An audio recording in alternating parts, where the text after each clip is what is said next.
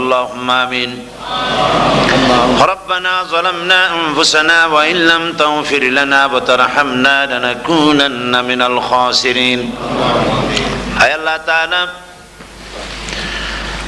আজকের এই প্রচন্ড ঠান্ডাকে উপেক্ষা করে তোমার বান্দা বান্দিরা হাজার হাজার মা বোনেরা ভাইয়েরা এই মাগরিবের নামাজের পরে সার কবলে স্টেপনি গ্রিন স্কুল এই হলে আমরা কয়েকবার দুরুদ ও সালাম পড়ে তোমার দরবারে হাত তুলেছি। মেহেরবানি করে দুরুদ ও সালামটুকু সোনার মদিনায় নবী পাকের রওজা মুবারকে পৌঁছে দাও। তামাম পৃথিবীর মাটির নিচে যত মুমিন মুমিনাত শুয়ে আছেন তাদের আরওয়ার পরে সওয়াব পৌঁছে দাও রব্বুল আলামিন। এ মাহফিলের আয়োজন যারা করেছেন আর শোনার জন্য যারা এসেছেন, কিয়ামতের দিন মুসিবতের সময় এ মাহফিল আমাদের সকলের জন্য নাজাতের ওসিলা বানিয়ে দিও আল্লাহ। ইয়া রব করম তু अगर करे वो बात दे जुबान को जो दिल पर असर करे। रब्बना तक़ब्बल मिन्ना इन्नका अंतस समीउल अलीम وتب علينا إنك أنت التواب الرحيم سبحان ربك رب العزة عما يصفون وسلام على المرسلين والحمد لله رب العالمين। জনাব সভাপতি, হাজারাত উলামায়ে কেরাম, সম্মানিত দিনদার ইমানদার ভাইয়েরা, পর্দার আড়ালের আমার মা ও বোনেরা, আপনাদেরকে আবারও বলছি আসসালামু আলাইকুম ওয়া রাহমাতুল্লাহি ওয়া বারাকাতুহু। আমরা আল্লাহ সুবহানাহু ওয়া তাআলার দরবারে লাখ কোটি শুকরিয়া আদায় করি, যিনি মাত্র কয়েক ঘন্টার প্রচারে স্টেপনি গ্রিন স্কুলের এই জায়গায় প্রচন্ড ঠান্ডাকে উপেক্ষা করে হাজার হাজার মুসলমান নরনারী একত্রিত হওয়ার তৌফিক যে মনিব দান করলেন, সেই মহান মালিকের দরবারে, রব্বুল ইজ্জত ওয়াল জালালের দরবারে, আল্লাহ সুবহানাহু ওয়া তাআলার দরবারে, আলিশান দরবারে লাখ কোটি শুকর আদায় করছি। আল্লাহ পাকের শেখানো ভাষায় বলছি আলহামদুলিল্লাহ। মোহব্বতের সাথে জোরে সোরে সবাই পড়েন আলহামদুলিল্লাহ। রব্বানা লাকাল হামদ হামদান কাসীরান তাইয়িবান মুবারাকান ফীহি ইয়া রাব্বি লাকাল হামদু কামা ইয়ানবাগি লিজালালি ওয়াজহিকা ওয়া আযীমি সুলতানিকা। আমরা আল্লাহ পাকের শুকরিয়া আদায় করে নিলাম। আজকের এক মাহফিল, এই মাহফিলে আপনারা এসেছেন, না আপনাদেরকে গাড়ি ভাড়া দেওয়া হয়েছে, না আপনাদেরকে এখানে আসার পরে আপনাদেরকে কিছু খাবার দেওয়ার হবে, কিছু সিন্নি বিতরণ করা হবে, এ ধরনের কোনো খবর পেয়েছেন বোধহয় নাকি? কোনো খাবার নাই, আসার জন্য পেট্রোলের পয়সা নাই, যার যার কাঠের পয়সা খরচ করে পেট্রোল পোড়ায়া একটা চকলেট হয়ে মাহফিল থেকে পাওয়া যাবে না, এইভাবে কষ্ট করে। আর আজকে মনে হয় সব থেকে বেশি ঠান্ডা পড়েছে। এই প্রচন্ড ঠান্ডার ভিতরে মা বোনেরা ভাইয়েরা আপনারা যারা এসেছেন, এটা প্রমাণ করছে আমরা আল্লাহ রাব্বুল আলামিনের দ্বীনকে ভালোবাসি। আলহামদুলিল্লাহ। এটা শুধুমাত্র কোরআনের মহব্বতে, ইসলামের মহব্বতে, রাসূল করিম সাল্লাল্লাহু আলাইহি ওয়াসাল্লামের মহব্বতে, এর ভিতরে দ্বিতীয় অন্য কোনো কারণ নাই, অন্য কোনো বিষয় নাই। বিষয় একটাই, আমরা আল্লাহ পাককে ভালোবাসি। মৃত্যু পর্যন্ত যেন আল্লাহ পাকের মহব্বত, রসুলের মহব্বত, কোরআনে কারীমের মহব্বত, হাদিসের মহব্বত, ইসলামের মহব্বত দিয়ে আল্লাহ পাক আমাদের দিলগুলিকে যেন ভরে দেন। আমরা আজকে এখানে যখন আলোচনা করছি, এই মাসটা হচ্ছে মাহে শাবান। কি মাস বলুন তো? মাহে শাবান। শাবানের শেষ পর্যায়ে আমরা চলে এসেছি। আমরা এখন মুখোমুখি হয়েছি মাহে রমজানুল মুবারক। আলহামদুলিল্লাহ, রমজানুল মুবারক আমাদের সামনে। 12টি মাসের মধ্যে শ্রেষ্ঠ মাস রমজানুল মুবারক। এই পবিত্র মাসকে সামনে রেখে আমরা এখানে আলোচনায় বসেছি। এই মাসটির আল্লাহ পাক এত বরকত দিয়েছেন। এই মাসটি সম্পর্কে রাসূল করিম সাল্লাল্লাহু আলাইহি ওয়াসাল্লাম আখেরি শাবানে খুতবা পেশ করেছিলেন এবং সেই খুতবায় তিনি বলেছিলেন, হে উপস্থিত জনগণ, হে মানব মণ্ডলী, আল্লাহ পাক আমাদের জন্য একটি পবিত্র মাস আমাদেরকে দিচ্ছেন, দান করেছেন, যে মাসটির নাম হচ্ছে রমাদান। রমাদান হচ্ছে রামদুন, রা মিম দত, রাম ধাতু থেকে উৎপত্তি, এর অর্থ হচ্ছে জ্বালানো, পুড়িয়ে দেওয়া, ভস্ম করে দেওয়া। রমাদান, রমজান মুবারকে যারা নাকি সিয়াম সাধনা করে, আত্মত্যাগ করে, অর্থাৎ তিতিক্ষা, ত্যাগ এবং তিতিক্ষা করে, রমজান মুবারকে আল্লাহ পাক যেভাবে রোজা চান ওইভাবে যারা রোজা রাখে, তাদের সমস্ত গুনাহ সমূহকে আগুন যেমন আবর্জনাকে জ্বালিয়ে দেয়, রোজা যদি সঠিকভাবে কারো হয় তাহলে তার গুনাহগুলিকে এইভাবে জ্বালিয়ে ভস্ম করে দেয়। সুবহানাল্লাহ বিহামদিহি। এই রমাদান আমাদের সামনে। আমি আমার আলোচনার শুরুতে আমি আপনাদের খেদমতে আরজ করতে চাই যে মাসটির মধ্যে আমরা প্রবেশ করতে যাচ্ছি, দুটি জিনিস আমাদের সামনে এখন। একটি হচ্ছে আমরা মাহে রমজানকে ইস্তেকবাল করতে যাচ্ছি, মাহে রমজান আমাদের সামনে। দোয়া করে নেই যে আল্লাহ পাক এই পবিত্র রমজানের সম্মান করার মতো তৌফিক আমাদেরকে দান করো, আর যেভাবে রোজা রাখলে পরে তুমি খুশি হও সেইভাবে আমাদেরকে রোজা রাখার তৌফিক দান করো, বলি আমিন। এটি হচ্ছে সর্বশ্রেষ্ঠ মাস আল্লাহ পাক মুসলমানদের জন্য দান করেছেন। আবারও বলি আলহামদুলিল্লাহ।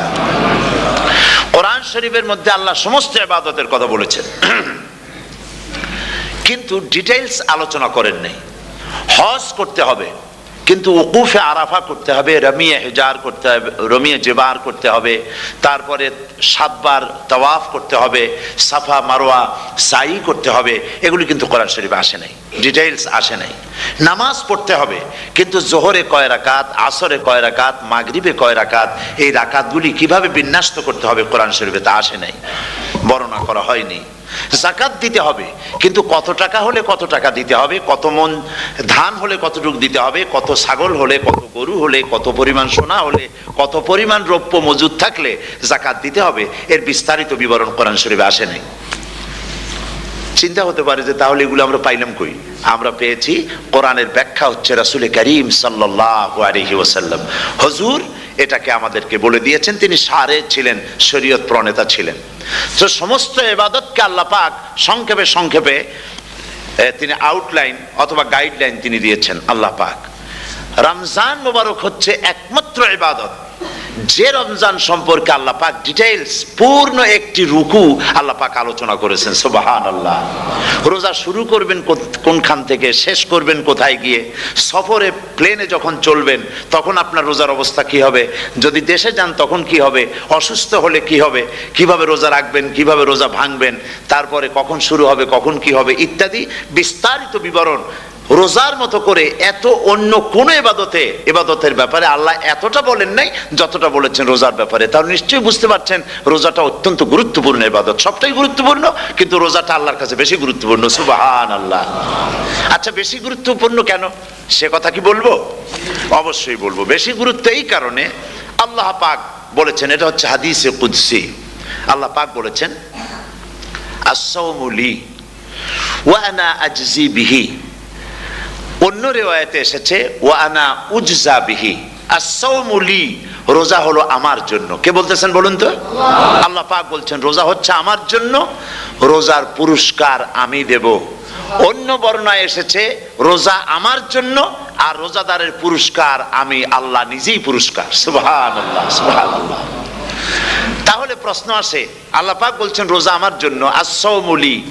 আল্লাহ তো একথা কোথাও বলেননি আজ-যাকাতু লি, আস-সালাতু লি, আল-হাজ্জু লি।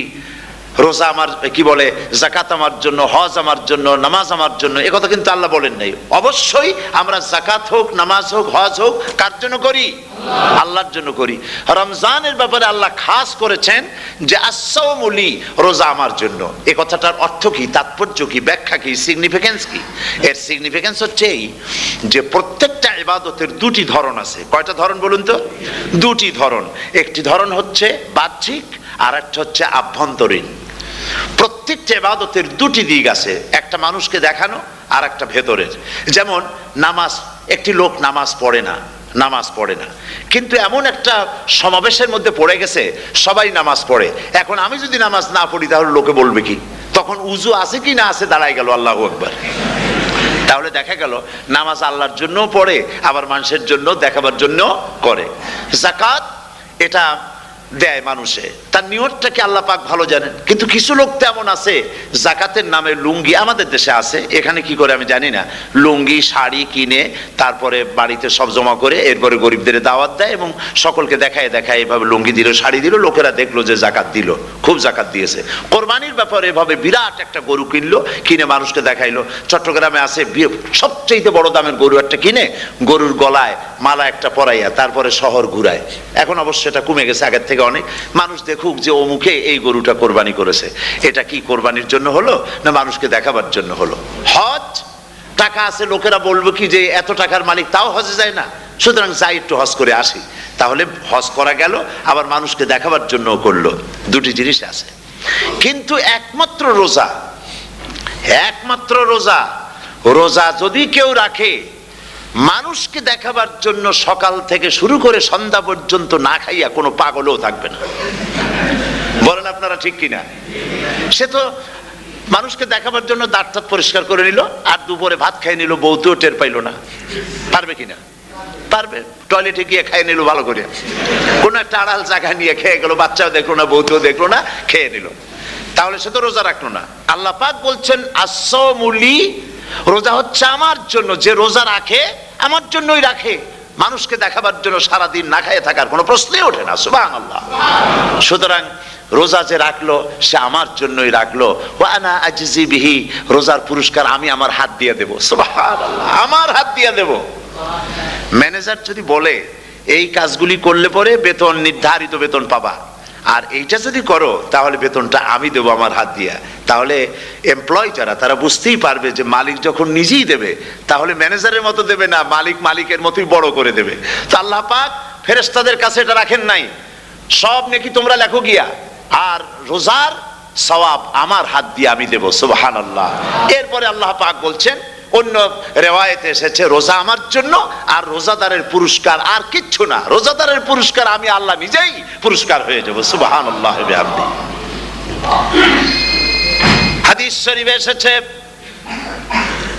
রোজা রাখলে পরে ক্ষুধার কারণে, খালি পেটে থাকার কারণে টক্সিন জাতীয় এক প্রকারের গ্যাস তৈরি হয় পেটের ভেতরে, স্টমাকের মধ্যে, ফলে মুখে এক রকমের দুর্গন্ধের সৃষ্টি হয়। নবীজি বলেছেন রোজাদারের মুখের থেকে যে গন্ধ বের হয় আল্লাহ পাকের কাছে রোজাদারের মুখের গন্ধ মেসকো আম্বারের চাইতে বেশি পবিত্র। আপনার মুখের গন্ধটাও আল্লাহর কাছে পবিত্র। রোজাদারদের জন্য জান্নাতের একটি দরওয়াজা খাস করে রাখা হয়েছে, যার নাম রায়্যান। এই দরওয়াজা রোজাদারদের জন্য, কেবলমাত্র রোজাদারেরা সেখান থেকে প্রবেশ করবে, আর কেউ প্রবেশ করতে পারবে না। এই রোজাদারদের সম্পর্কে আল্লাহ পাক বলেছেন, হাদিস শরীফে এসেছে, বুখারী শরীফের হাদিস, রাসূল করিম সাল্লাল্লাহু আলাইহি ওয়াসাল্লাম বলেছেন লিসায়েমে ফারহাতান, ফারহাতুন ইনদা ফিতরিহি ওয়া ফারহাতুন ইনদা লিকাই রাব্বিহি। রোজাদারের জন্য দুইটা খুশি। কয়টা খুশি বলুন তো? কে বলছেন? আল্লাহ রাসূল বলছেন রোজাদারের জন্য দুইটা খুশি। লিসায়েমে ফারহাতান, দুটি খুশি। ফারহাতুন ইনদা ফিতরিহি, একটা খুশি হচ্ছে ইফতারের সময়। এই ফিতরিহি দুটি কথা, এই একটি কথার দুটি ব্যাখ্যা হয়। একটা হচ্ছে ইফতারের সময়, ইফতারের কথা বলা হয়েছে, আর ঈদের কথাও এর মধ্যে বলা হয়েছে। ইফতারের সময় হলে একটা খুশি, আর একটা খুশি হচ্ছে ইনদা লিকাই রাব্বিহি, যখন রোজাদারের সঙ্গে আল্লাহ পাক দেখা করবেন তখন হবে আরেকটা খুশি। তার মানে হচ্ছে রোজাদারদের সঙ্গে স্পেশাল আল্লাহ রাব্বুল আলামিন সাক্ষাৎকারের ব্যবস্থা করবেন। সুবহানাল্লাহ। তাহলে দুটি জিনিস হলো, একটা হলো ইফতারের জন্য রোজাদারের জন্য দুটা খুশি, একটা হলো ইফতারের সময়, আর একটা হচ্ছে আল্লাহর সঙ্গে যখন দেখা করবে। তো ইফতারের যে খুশিটা, এই খুশি রোজাদার ছাড়া কেউ বুঝবে না। ইফতার সারাদিন রোজা রাখার পর সামনে পেঁয়াজি, বেগুনি, সালাদ, তরমুজ, মিষ্টি, তারপরে আম্বালা সুইট মিটের নানান রকমের মিষ্টি, এরপরে মুড়ি, কত কিছু সব সামনে নিয়ে বসে আছে। দেখছেন অবস্থা? সমস্ত কিছু সামনে বসা, ঘড়ির দিকে তাকানো। আপনি যদি 5 মিনিট আগে খান, ফেরেশতা এসে মুখের উপর থাপ্পড় মারবে, বেটা খাইলি কেন? বলবে কেউ? বলবে না। কোন ফেরেশতা লাঠি নিয়ে দাঁড়ায় আছে? দাঁড়ায় নাই। কিন্তু আপনি খাচ্ছেন না কেন? সুবহানাল্লাহ, সুবহানাল্লাহ বলবেন না? অন্তত 1500 বছর আগে আল্লাহ রাব্বুল আলামিন নির্দেশ করে রেখেছেন, সূর্য সাদা হওয়া থেকে, পূর্ব দিগন্ত সাদা হওয়া থেকে শুরু করে পশ্চিম দিগন্তে যখন কালো হয়ে কালো রেখা দেখা দেবে, যখন মাগরিব হয়ে যাবে, সূর্যাস্ত যাবে, ততক্ষণ পানাহার আর স্ত্রী সম্ভোগ থেকে বিরত থাকো। 1500 বছর আগের আল্লাহ রাব্বুল আলামিনের এই নোটিশ কিভাবে কার্যকরী হচ্ছে উম্মতের মধ্যে, মুসলমানদের ভেতরে। খাবার সামনে আসে, পিপাসা লেগেছে। এখন তো পিপাসা লাগে না, খুব ঠান্ডার সময়, এখন রোজা রাখতে খুব মজা হবে, তাই না? খুব মজার রোজা। কিন্তু এই রোজা যখন জুন মাস আর জুলাই মাসে আসবে, তখন টের পায় মানুষ রোজা কাহাকে বলে। প্রচন্ড পিপাসা, সামনে সব খাবার পড়ে আছে, একটা খাবারের দিকে রোজাদারের হাত যায় না, ঘড়ির দিকে তাকায় আর চুপ করে বসে বসে আল্লাহর জিকির করতে থাকে। আল্লাহ কয়, ফেরেশতারা দেখ, এই বান্দা বানাইতে নিষেধ করছিলি, সুবহানাল্লাহ। আল্লাহ খুশি হয়ে যান। রোজাদার অপেক্ষা করতে থাকে, ঠিক যখন কাটায় কাটায় সময়টা এসে গেছে, তখন আল্লাহর নাম করে খুরমা দিয়ে পানি দিয়ে ইফতার শুরু করে দিল। আল্লাহ পাক খুশি হয়ে গেলেন। এই যে ইফতার, সারাদিন রোজা রাখা ইফতার করায় যে মজা, রোজা রাখলো না এরকম লোকেরাও কিন্তু ইফতার করে, করে না? পুরান ঢাকায় আছে, ঢাকার তো কয়েকটা এলাকা আছে, পুরান ঢাকার লোকেরা নাকি বলে যে, যারা রোজা রাখে না তারা বলে যে, রোজা না রাখে একরকম পাপ করছি, আর ইফতার না করিয়া কবিরা গুনাহ করবো নাকি, ইফতার তো করাই লাগবে। তো খুব মজা করে ইফতার করে তারা। তো সারাদিন রোজা রেখে পেঁয়াজি, ছোলা, বুট, মুড়ি খাওয়ায় যে মজা, সারাদিন ভাত খাইয়া তারপরে ইফতারের শরীক হওয়া, ছাগলে ঘাস খাইলে যেমন লাগে ওইরকম তার মুখে লাগে, এই মজা পাবে না। রোজাদারের যে মজা লাগে সেই মজা সে পাবে না। সারা মাস রোজা থাকার পর, আল্লাহর হুকুম মেনে সারা রাত রোজা রাখার পর, তারপরে ঈদের দিনে জামা কাপড় পরিষ্কার করে, শেরওয়ানি গায়ে লাগাইয়া, পাঞ্জাবি পরে, আতর মেখে, এরপরে ঈদের জামাতে যখন দাঁড়ায় যায়, সে যে মজা পায়, সারা মাস রোজা রেখে ঈদের জামাতে গিয়ে সে যে মজা পায়, যে রোজা রাখলো না, ঈদের দিনে খুব জামা, পাজামা, সেন্ট এগুলো মেখে টেকে প্রথম কাতারে গিয়ে দাঁড়ায় গেছে, ও সেই মজা পাবে না। ওর মনের মধ্যে একটা চোর চোর ভাব থেকেই যায়। সে মনে মনে ভাবে, এই জামাত আমার না, জোর করে আসছি, এইখানে দাঁড়াবার যোগ্যতা আমার নাই। মনের মধ্যে সে একটা অপরাধী ফিল করে, সে ফিল করতে থাকে। সুতরাং রোজাদারের জন্য দুইটা খুশি, একটা হচ্ছে ইফতারের সময়, আর একটা খুশি হবে যখন আল্লাহ তাদেরকে দেখা দেবেন। সুবহানাল্লাহ। এই রোজা আল্লাহ পাক দান করেছেন। আচ্ছা, কি জন্য রোজা আমাদের দিলেন? এই জন্য দিয়েছেন যে একটা মাস পৃথিবীর মুসলমানরা না খেয়ে থাকুক দিনের বেলায়, ওই না খেয়ে থাকার যে খাবারগুলি বাঁচবে, এগুলি আল্লাহ অন্য কোনো এলাকার মানুষদের খাওয়াবেন নাকি? এই জন্য করেছেন রোজা, এই জন্য করেন নাই। রোজার ফজিলত আল্লাহর নবী বলেছেন, রমজান মুবারকের এত ফজিলত, মানুষ যখন কোন ইবাদত করে, আল্লাহ পাক সেই ইবাদতের নেক আমলের সওয়াব 10 থেকে শুরু করে 700 পর্যন্ত বাড়ায় দেন।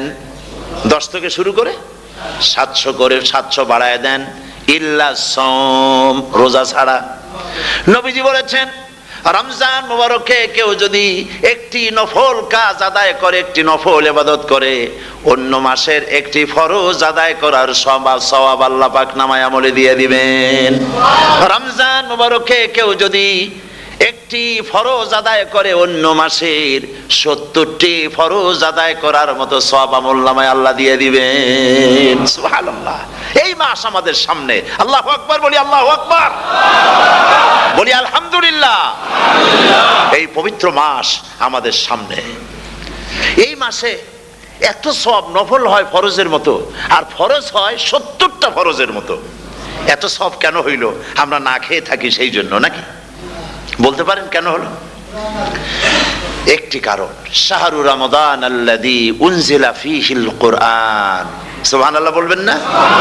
এই রমজান মাস হচ্ছে সেই মাস যে মাসে আল্লাহ রাব্বুল আলামিন কোরআনে কারীমকে নাজিল করেছেন।